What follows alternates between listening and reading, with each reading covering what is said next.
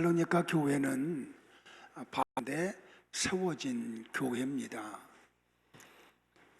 바울은 원래 2차 선교 여행을 떠날 때 아시아 쪽으로 가서 복음을 전하려고 하는 계획을 가지고 있었습니다. 그런데 성령 하나님이 마게도냐 지방에 가서 복음 전하기를 원하시기 때문에 바울이 자기의 계획을 포기하고 성령 하나님의 인도를 받아 마게도냐의 첫 성인 빌립보에서 복음을 전하고 그 후에 데살로니가에 가서 복음을 전합니다. 바울이 데살로니가에 머물렀던 시간이 약 3주간 정도밖에 되지가 않습니다. 그 3주간 동안 바울은 회당에 들어가서 회당에 모여있는 사람들에게 예수님이 그리스도라고, 그리고 그 예수님은 죽은 자 가운데서 다시 살아나셨다고 이렇게 복음을 전하게 됩니다. 바울이 전한 복음을 들었던 데살로니가에 있는 경건한 헬라인들과 그리고 헬라의 귀부인들이 바울과 실라를 따르게 됩니다. 그런데 유대인들이 불량배들을 고용해서 바울과 실라를 몹시 힘들도록 핍박을 합니다. 그래서 바울과 실라는 급하게 베레아로 이렇게 몸을 피해 가서 복음을 전합니다. 바울이 데살로니가에 머물렀던 시간이 3주밖에 되지 않아서 충분하게 성경을 강론하지를 못했습니다. 그럼에도 불구하고 데살로니가 교회 성도들 속에서는 믿음의 역사와 사랑의 수고와 소망의 인내가 나타났습니다. 그런데 바울이 떠나고 난 후에 데살로니가 교회에 심각한 문제가 생겼습니다.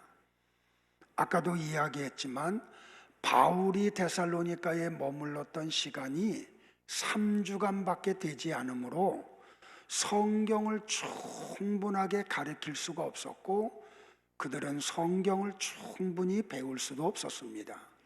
특별히 종말에 대한 것까지 가르칠 시간이 없었습니다. 그러다 보니까 데살로니가 교회 안에 심각한 종말에 대한 문제가 발생을 합니다. 그들 가운데 일어났던 문제 가운데 하나는 예수님께서 재림하시면 육체는 쓸모가 없다고 생각한 사고가 그들 속에 들어왔습니다. 그래서 그들이 어떻게 생각을 했냐면 어차피 썩을 몸이라면 그냥 편안하게 살아도 되지 않느냐고. 그래서 그들은 몸을 함부로 굴리기 시작을 했습니다. 그들은 신앙 안에 거했음에도 불구하고 음란했습니다. 음탕했습니다. 그리고 그들은 방황했습니다. 형제 간에 해야 하는 일까지 일어났습니다. 이것이 종말관에 대한 잘못된 사고를 갖고 있는 데살로니가 교회 안에 일어났던 심각한 문제 가운데 하나였습니다. 그래서 바울은 데살로니가 전서 4장 3절, 4절, 5절, 6절에서 이렇게 권면을 했습니다. 하나님의 뜻은 이것이니 너희의 거룩함이라 곧 음란을 버리고 각각 거룩함과 존귀함으로 자기 안에 대할 줄을 알고 하나님을 모르는 이방인들과 같이 세욕을 따르지 말고 이 일의 분수를 넘어서 형제를 해하지 말라라고 말입니다. 종말관에 대한 공부를 하지 못했던 데살로니가 교회 속에 나타났던 두 번째 문제는 종말이 곧 올 것이기 때문에, 다시 말하면 예수님이 곧 오시면 세상에 매여 살 필요가 없다는 사고 속에 들어갔습니다. 그래서 그들은 곧 예수님이 오실 건데 그렇게 땀을 흘리며 일할 필요가 뭐 있느냐고, 교회에서 제공하는 음식으로 남은 시간을 살면 되지 하고 무의도식하는 사람들이 아주 굉장히 강력하게 일어났습니다. 그래서 바울은 데살로니가전서 4장 11절에서 또 너희에게 명한 것 같이 조용히 자기 일을 하고 너희 손으로 일하기를 힘쓰라 하고 일할 것을 권면을 했습니다. 그리고 두 번째 편지인 데살로니가 후서 3장 10절에서는 누구든지 일하기 싫어하거든 먹지도 말게 하라라고 권면을 했습니다. 종말관에 대한 공부를 하지 못했던 데살로니가 교회 성도들에 나타났던 세 번째 문제는 예수님을 믿고 이미 죽은 자들에 대한 염려가 크게 일어났습니다. 쉽게 이야기하면 예수님이 재림하기 전에 죽은 자들의 영혼은 멸절된다고 생각을 했습니다. 그런데 곧 다시 오시겠다고 약속하신 예수님은 오실 기미가 보이지 않고 성도들이 한 사람, 두 사람 죽어가기 시작을 합니다. 그래서 그들은 이렇게 예수님의 재림이 더딘데 우리가 믿는 믿음 속에서 예수님 재림하기 전에 죽으면 우리도 아무것도 되지 않느냐고 그런 염려 속에 빠졌습니다. 더군다나 그들은 로마의 황제인 도미티안에 의해서 혹독한 시련을 당하고 있었습니다. 그런 이유로 자연적으로 데살로니가 교회 성도들의 믿음이 흔들리기 시작을 했습니다. 그래서 바울은 이 성도들의 종말관을 바르게 좀 심어줘야 되겠기에 붓을 들어서 편지를 써서 보낸 것이 데살로니가 전서와 후서입니다. 그래서 여러분들이 읽어보면 알지만 데살로니가 서에는 종말이라는 단어가 아주 많이 등장하는 걸 발견합니다. 자, 보세요 여러분들. 예수님은 반드시 다시 오실 것입니다. 그리고 믿는 자들은 천국에 올라가 영원히 살 것입니다. 이것이 우리의 믿음이고 이것이 이 땅에 우리가 가지고 있는 소망입니다. 그래서 바울은 이 진리를 그들에게 가르치며 소망을 가지십시오. 그리고 소망을 가진 성도들이 서로 위로하며 살라고 권면을 했습니다.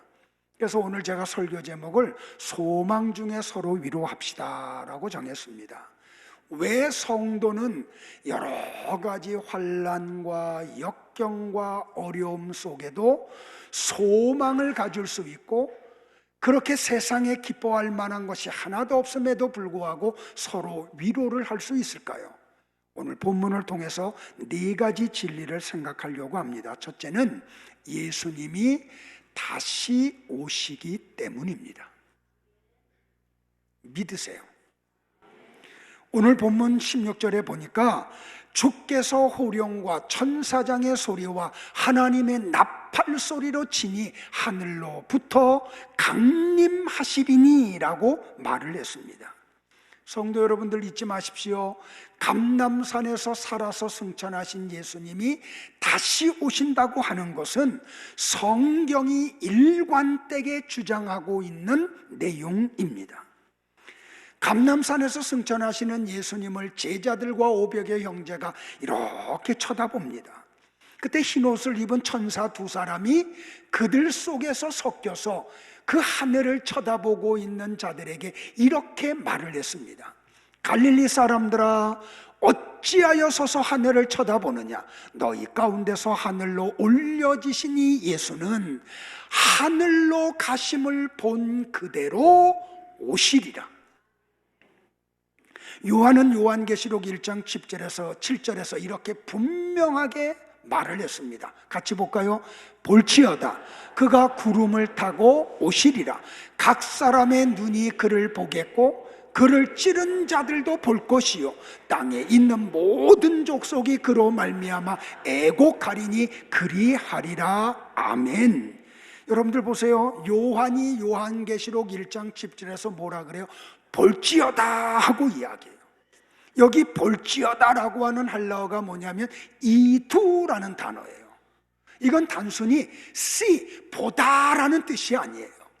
여기 볼지어다라고 하는 헬라어 이두는 이제부터 말하는 예수님의 재림에 대해서 여러분은 관심을 가져야 됩니다.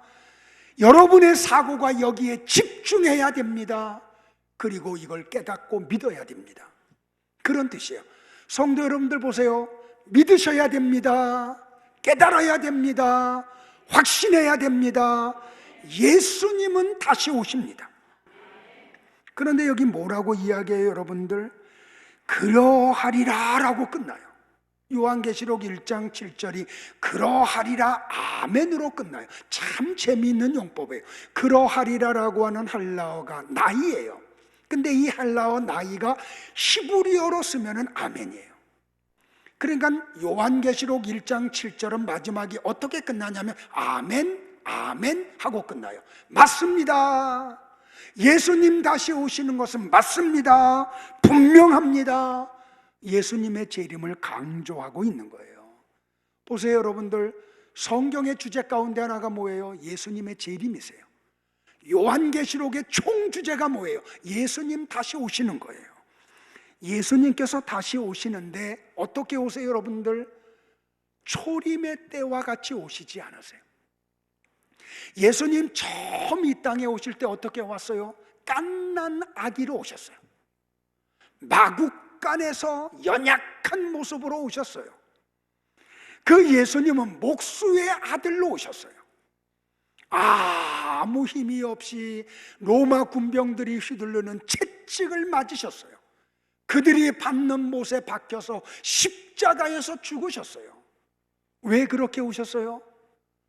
사랑의 주님으로 오셨기 때문에, 구원자로 오셨기 때문에, 자비의 하나님으로 오셨기 때문에. 그런데 다시 오실 예수님은 그렇게 약한 모습으로 오지 않으세요. 갓난아이의 모습으로 오지 않으세요. 성경이 표현하기를 그때는 심판의 주님으로 오신다. 칼을 들고 오신다. 양과 염소를 나누고 알곡과 쭉정이를 나누기 위한 심판하러 오신다고 이야기해요. 근데 여러분들 보세요. 예수님이 재림할 때에 대해서 뭐라고 요한이 표현을 해요? 그를 찌른 자들도 볼 것이요 땅에 있는 모든 족속이 그로 말미암아 애곡할 거라고요. 여러분들 보세요. 예수님을 찌른 자들이 누구예요? 빌라도예요? 헤롯이에요? 로마 군병이에요? 제사장들이에요? 바리새인들이에요? 사두개인들이에요? 유대인들이에요? 물론 그들이 거기에 포함이 돼요. 그런데 스가랴는 스가랴 12장 10절에서 이렇게 예언을 미리 해놨어요. 같이 볼까요? 시작. 내가 다윗의 집과 예루살렘 주민에게 은총과 강구하는 심령을 부어주리니 그들이 그 찌른 바 그를 바라보고 그를 위하여 애통하기를 독자를 위하여 애통하듯 하며 그를 위하여 통곡하기를 장자를 위하여 통곡하듯 하리로다. 뭐라고 얘기해요, 여러분들? 예수님 재림할 때에 이 지구촌에 통곡하는 사람들의 소리로 가득 찰 것이라고 이야기해요. 그런데 그 찌를 자들이 누구예요? 다윗의 자손들이에요. 여기 찌른 자들이 누구예요? 예루살렘의 주민들이에요. 이건 뭘 이야기해요, 여러분들? 예수님이 재림할 때에 그를 찌른 자들이 다 볼 것이다. 세상 사람들 속에 통곡이 일어날 것이라고 할 때 여기 찌른 자들이 누구예요, 여러분들? 예수 그리스도를 구원자로 받아들이지 않은 모든 사람을 이야기해요. 그러니까 예수님이 다시 오시는 것은 예수님을 구원자로 받아들이지 않은 사람들을 심판하러 오시는 거예요. 스바냐는 스바냐 1장 14절 15절 16절에서 이렇게 예언을 했어요. 같이 볼까요? 여호와의 큰 날이 가깝도다. 가깝고도 빠르도다. 여호와의 날의 소리로다. 용사가 거기서 심히 슬피 우는도다.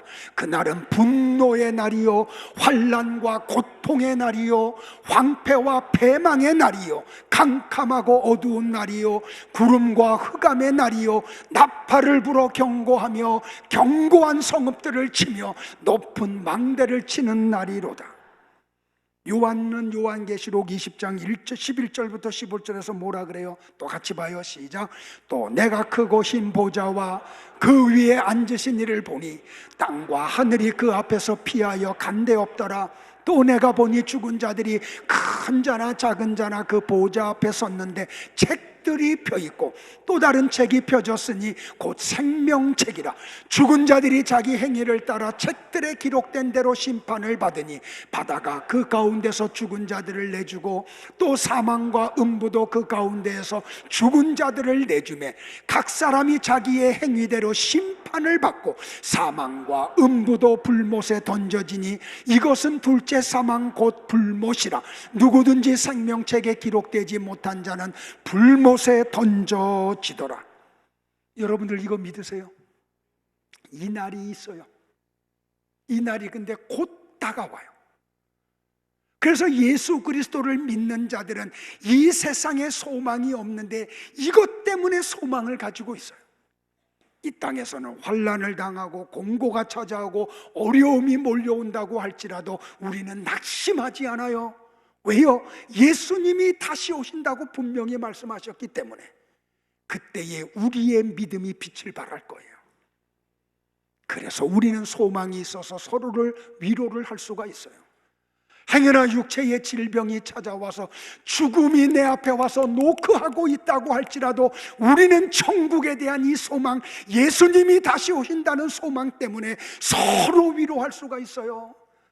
암세포가 퍼져서 죽음으로 끌고 가는 가운데도 성도 여러분, 우리에게는 천국이 약속되어 있습니다. 그러니 위로받으시기를 바랍니다. 죽음이 끝이 아닙니다. 하나님 나라가 여러분에게 예비되어 있습니다. 그래서 성도는 위로할 수 있는 거예요. 어려움 중에도 죽음 앞에서도 말입니다. 성도는 소망 중에 서로 위로해야 돼요. 왜요, 여러분들? 두 번째는 죽은 성도들의 몸이 부활할 것이기 때문에 그래요.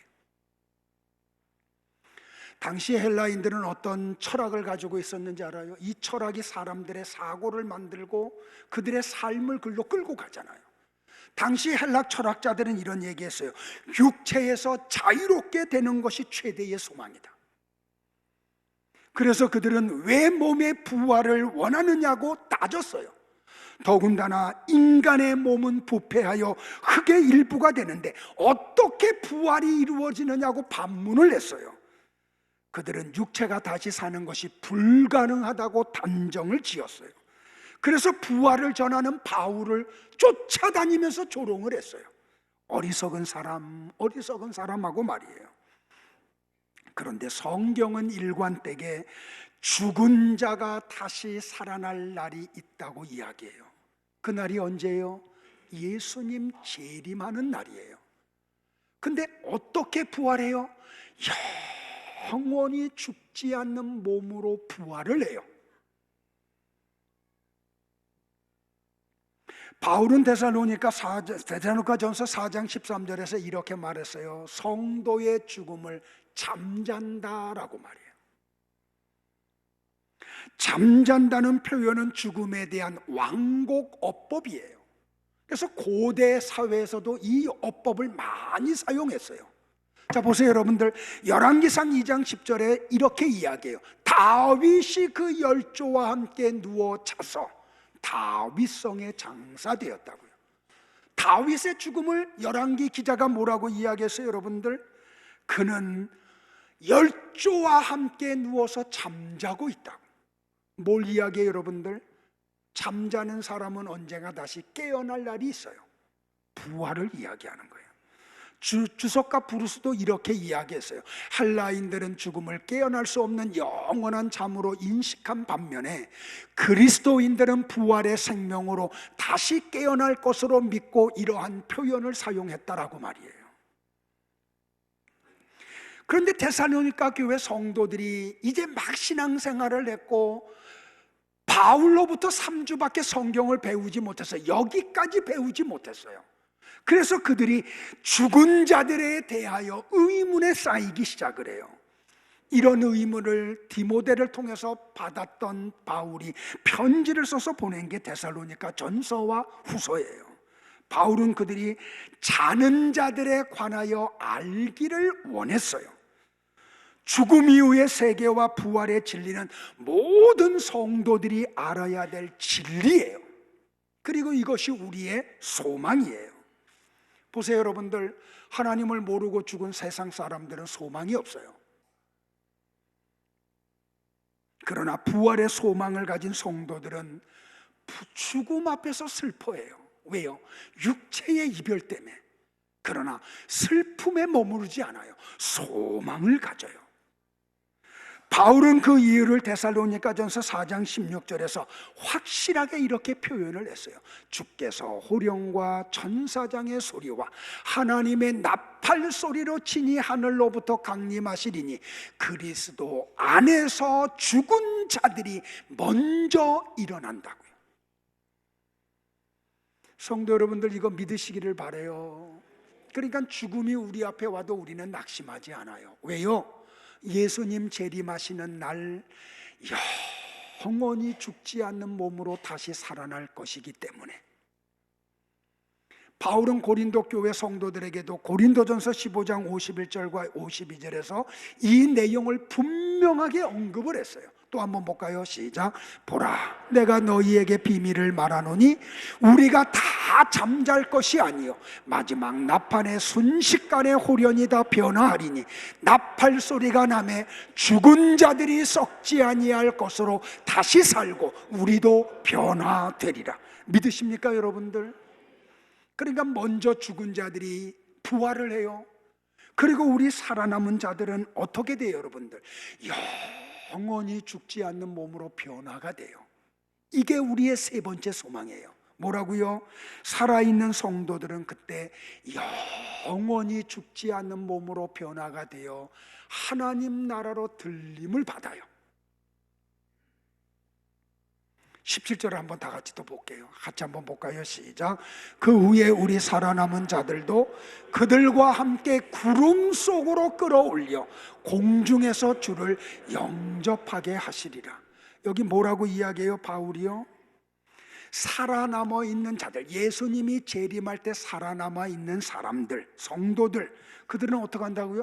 구름 속으로 끌어올려 버리신대요. 그래서 공중에서 주를 영접하게 한대요. 여러분들 구약 성경이나 신약 성경을 보면 구름이 자주 등장을 하죠.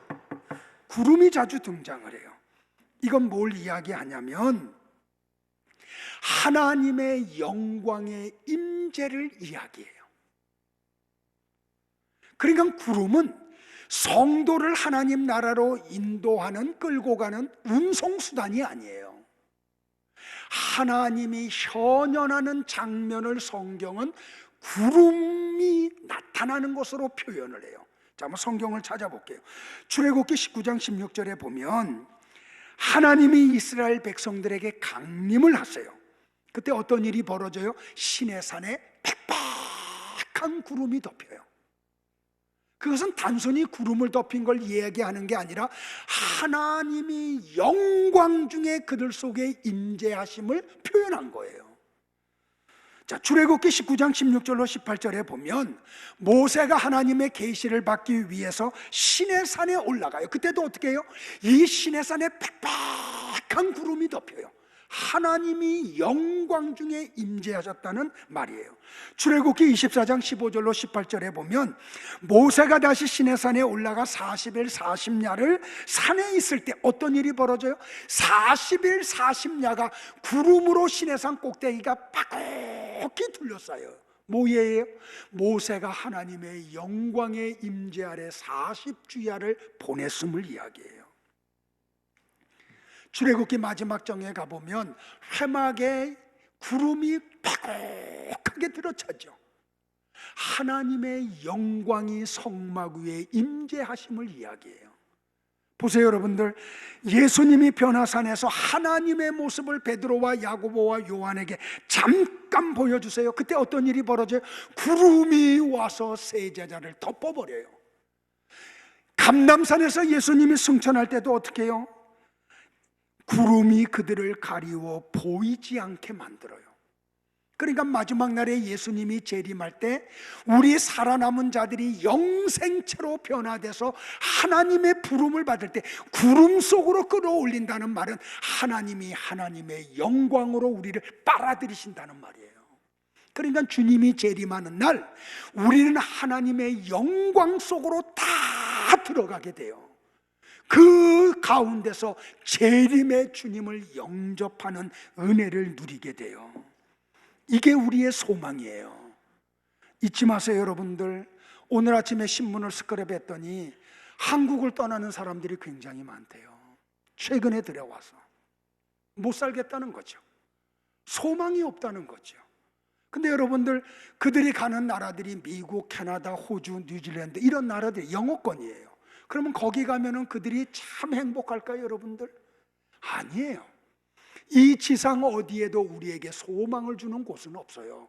다 썩어진 세계고 다 없어질 나라들이에요. 우리의 소망은 하나님 나라 밖에는 없어요. 이거 믿으셔야 돼요. 이게 우리의 소망이 돼야지 돼요. 근데 주님이 재림하는 날 어떻게 된다고요, 여러분들? 하나님이 우리를 변화시켜서 죽지 않는 몸으로 바꿔주셔서 하나님의 영광으로 우리를 끌고 들어가요. 그래서 재림하는 주님을 영접하게 만들어요. 이거 잊으시면 안 돼요. 이건 믿으셔야 돼요. 제가 여러분하고 이 내용 가지고 싸우기를 원해요. 여러분들 보세요. 이 세계의 역사가 언제 끝나요? 보세요. 하나님이 창세전에 선택한 사람이 있어요. 그 가운데 마지막 사람이 누군지 우리는 몰라요. 그런데 하나님은 아세요. 왜? 그분이 선택하셨기 때문에. 그래서 하나님이 창세전에 선택한 사람 가운데 마지막 사람에게 복음이 전달되고 그가 예수님을 구원자로 영접을 해요. 그럼 어떤 일이 벌어져요? 이 세상에 더 이상 구원할 사람이 없어요. 그러면 교회가 필요해요? 필요하지 않아요? 교회는 더 이상 필요하지 않아요. 왜요? 교회가 필요한 목적은 하나님이 창세전에 선택한 사람을 찾아가서 복음을 전하라고 이 땅에 세워놓은 거예요. 근데 다 구원받으면 교회가 더 필요 없어요. 그래서 교회의 역사가 끝나요. 교회가 필요 없으면 이 세계는 존재할 이유가 없어요.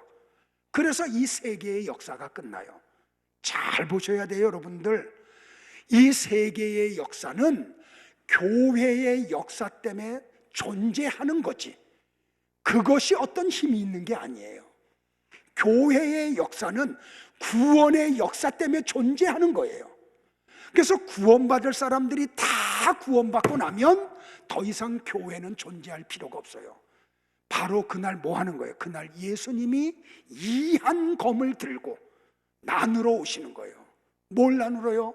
양과 염소를 알곡과 죽정이를요.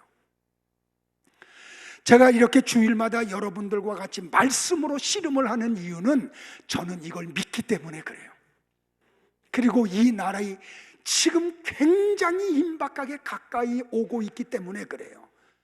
그래서 한 사람이라도 더 깨닫게 하려고, 하나님이 한 사람이라도 더 주의 세계로 데려가고 싶으셔서 저를 통해서 이렇게 호소하는 거예요. 새겨 듣기를 주의 이름으로 축복을 해요. 보세요, 성도는 소망이 있어요. 그래서 서로 그 소망을 가지고 위로할 수 있어요. 왜 그래요, 여러분들? 네 번째 이유는 그날이 되면 예수님과 함께 우리는 영원히 함께 할 거기 때문에 그래요.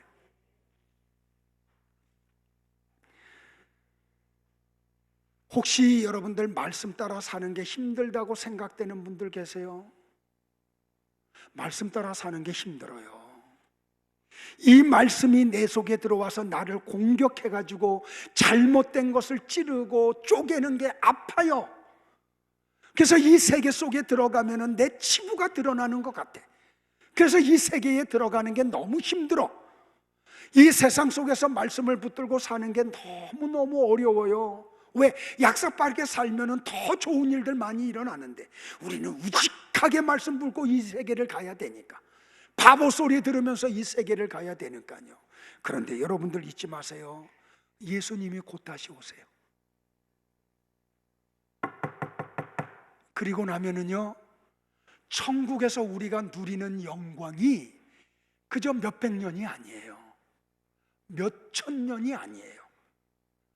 몇억 년이 아니에요. 영원히 왕노릇하며 살아요. 우리가 여기서 정신을 바짝 차리지 아니하고 이 말씀 속에 내가 들어가지 아니하면 지옥에서 받을 형벌의 시간이 몇백 년으로 끝나는 게 아니에요. 몇천 년으로 끝나는 게 아니에요. 몇억 년으로 끝나는 게 아니에요. 영원히 형벌을 받아야 돼요. 이거 알아야 돼요. 이거 알아야 돼요. 이거 믿으셔야 돼요. 이거 믿으셔야 돼요. 그래서 말씀 속으로 여러분이 빨려 들어와야 돼요. 여러분의 고집을 꺾어야 돼요. 말씀 앞에 여러분들이 항복을 해야 돼요. 그러기를 주의 이름으로 축복을 해요. 말씀 정리할게요, 여러분들. 예수님은 마태복음 24장 29절로 31절에서 분명하게 말씀을 하셨어요. 자, 고개 들고 눈 뜨시고, 자, 앞에 읽으세요. 같이 봐요. 좀 정신 바짝 차리고 마음 열고 같이 봐요. 시작. 그날 환난 후에 즉시 해가 어두워지며 달이 빛을 내지 아니하며 별들이 하늘에서 떨어지며 하늘의 권능들이 흔들리리라. 그때의 인자의 징조가 하늘에서 보이겠고 그때의 땅의 모든 족속들이 통곡하며 그들이 인자가 구름을 타고 능력과 큰 영광으로 오는 것을 보리라. 그가 큰 나팔 소리와 함께 천사들을 보내리니 그들이 그의 택하신 자들을 하늘 이 끝에서 저 끝까지 사방에서 모으리라. 보세요, 여러분들 잘 들으셔야 돼요. 예수님이 재림하는 날에는 회개하고 싶어도 더 이상 회개할 수 없어요. 예수님이 재림하는 그날은 믿고 싶어도 믿을 수가 없어요. 왜? 그날은 심판의 날이기 때문에, 구원의 날이 끝난 날이기 때문에, 은혜 받을 날이 끝난 날이기 때문에. 그래서 예수님이 세상을 심판하러 오시기 때문에 그분 무서운 분으로 오세요. 여러분들, 재림의 주님은 칼을 들고 오세요. 나누러 오세요. 심판하러 오세요. 그러니까 어떤 일이 벌어져? 이 세상에 큰 애통이 터져요. 통곡이 터져요. 그런데 이 세계에서 나타나는 통곡은 회개의 눈물이 아니에요. 후회와 분노의 통곡이에요. 그때 목사님이 선포하는 메시지 좀 들어먹을 걸, 그때 내 마음을 좀 열어버릴 걸, 그리고 영원한 지옥 형벌이 눈에 보이기 때문에 분노의 통곡, 그 후회의 통곡이 터져요. 이거 잊지 마세요, 여러분들. 예수님이 언제 오세요? 이 땅에 구원받아야 될 사람들이 다 구원받고 난 후에 오세요. 다시 말하면 하나님의 심판이 언제 이루어져요? 택자들의 구원이 이루어진 다음에 하나님의 심판이 이루어져요. 보세요, 다 구원받을 사람 다 구원받았어요. 그런데 예수님이 재림하시는데 회개의 눈물을 흘릴 사람이 남아있어요? 없어요. 그러므로 예수님이 재림할 때 세상에서 울려 퍼지는 통곡은 예수님을 부인하고 믿지 않았던 자들이 이를 가는 처절한 후회의 절규인 거예요. 그런데 그날 예수님을 믿었던 사람들은 안심해도 돼요. 왜냐하면 변화산상에서 변화된 예수님과 같이 우리의 몸이 그렇게 변화가 될 거예요. 그리고 그때부터 영원히 눈물도 없고 고통도 없고 아픔도 없는 곳에서 기쁨과 안식과 평안을 영원히 누리며 살기 때문에 그래요. 이게 우리의 소망이에요. 믿으세요.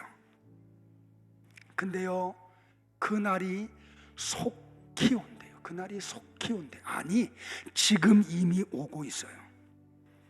요한이 요한계시록에서 뭐라 그래? 예수님이 구름을 타고 다시 오신다고 기록을 했죠. 여기 구름을 타고 오시리라는 할라어가 뭔지 아세요? 엘코마이예요. 엘코마이라고 하는 단어의 시제가 현재형이에요. 무슨 뜻이에요? 예수님은 지금 오고 계시고 있는 거예요. 지금 주님은 오시고 계세요. 예수님은 하늘의 불말과 불병거를 이끄시고 지금 우리에게 달려오고 계세요. 예수님은 알파와 오메가세요. 모든 만물이 예수님에 의해 창조되었고 시작되었어요. 모든 만물은 그래서 예수님에 의해 심판을 받고 불태워질 거예요. 역사의 시작이시며 역사의 종결자이신 예수님 안에 여러분이 들어가 있다는 게 복이에요. 예수님은 모든 것을 있게 하신 창조주이세요. 예수님은 나와 여러분의 시작부터 인생 전체를 주관하고 계시는 분이에요. 알파와 오메가이신 예수님이 나와 여러분 편이세요. 더군다나 예수님은 전능하신 하나님이세요. 그 예수님은 모든 것을 통치하시고 모든 능력을 소유하고 계신 분이세요. 그런 예수님이 지금 나와 여러분만을 바라보면서 이 땅으로 오고 계시고 계세요. 나와 여러분만 보시면서.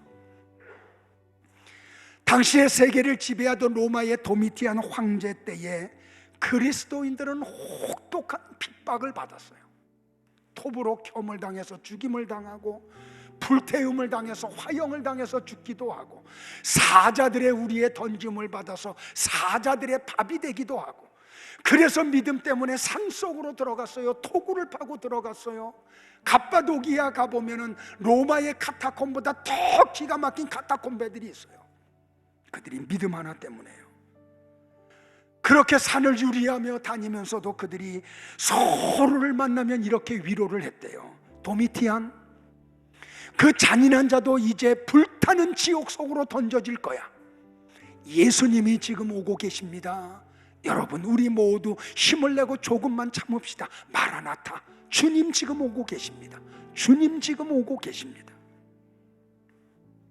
사랑하는 성도 여러분들, 호령과 천사장의 소리와 하나님의 나팔 소리가 지금 여러분의 귀에 들리세요?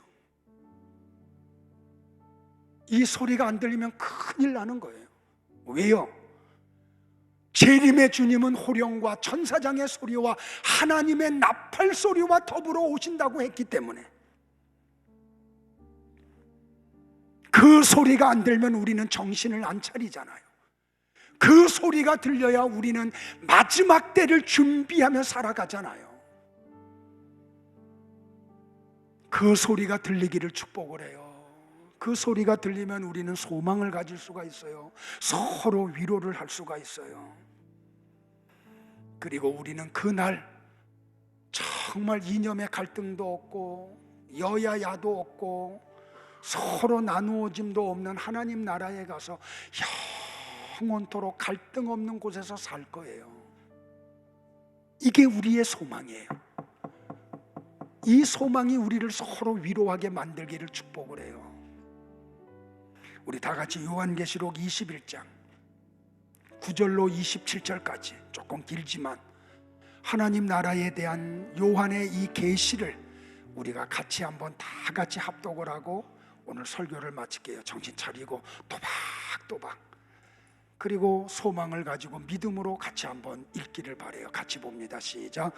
7 대접을 가지고 마지막 7 재앙을 담은 7 천사 중 하나가 나와서 내게 말하여 이르되, 이리 오라. 내가 신부 곧 어린 양의 아내를 네게 보이리라 하고 성령으로 나를 데리고 크고 높은 산으로 올라가 하나님께로부터 하늘에서 내려오는 거룩한 성 예루살렘을 보이니 하나님의 영광이 있어 그 성의 빛이 지극히 귀한 보석 같고 벽옥과 수정같이 맑더라.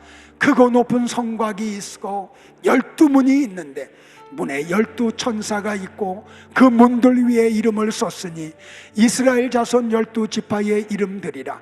동쪽의 세 문, 북쪽의 세 문, 남쪽의 세 문, 서쪽의 세 문이니 그 성의 성곽에는 12기초석이 있고 그 위에는 어린 양의 12사도의 12이름이 있더라. 내게 말하던 자가 그 성과 그 문들과 성곽을 측량하려고 금 갈대자를 가졌더라. 그 성은 네모가 반듯하여 길이와 너비가 같은지라. 그 갈대자로 그 성량을 측량하니 12,000스타디온이요 길이와 너비와 높이가 같더라. 그 성곽을 측량함에 144규빗이니 사람의 측량 곧 천사의 측량이라. 그 성곽은 벽옥으로 쌓였고 그 성은 정금인데 맑은 유리 같더라. 그 성의 성곽의 기초석은 각색 보석으로 꾸몄는데 첫째 기초석은 벽옥이요 둘째는 남보석이요 셋째는 옥수요 넷째는 녹보석이요 다섯째는 홍만호요 여섯째는 홍보석이요 일곱째는 황옥이요 여덟째는 녹옥이요 아홉째는 다망옥이요 열째는 비치옥이요 열한째는 청옥이요 열두째는 자수정이라. 그 12문은 12진주니 각 문마다 한 개의 진주로 되어 있고 성의 길은 맑은 유리 같은 정금이더라. 성 안에서 내가 성전을 보지 못하였으니 이는 주 하나님 곧 전능하신 이와 및 어린 양이 그 성전이심이라. 그 성은 해나 달에 비침이 쓸데없으니 이는 하나님의 영광이 비치고 어린 양이 그 등불이 되심이라. 만국이 그 빛 가운데로 다니고 땅의 왕들이 자기 영광을 가지고 그리로 들어가리라. 낮에 성문들을 도무지 닫지 아니하리니 거기에는 밤이 없음이라. 사람들이 만국의 영광과 존귀를 가지고 그리로 들어가겠고 무엇이든지 속된 것이나 가증한 일 또는 거짓말하는 자는 결코 그리로 들어가지 못하되 오직 어린 양의 생명책에 기록된 자들만 들어가리라. 아멘. 기도하겠습니다.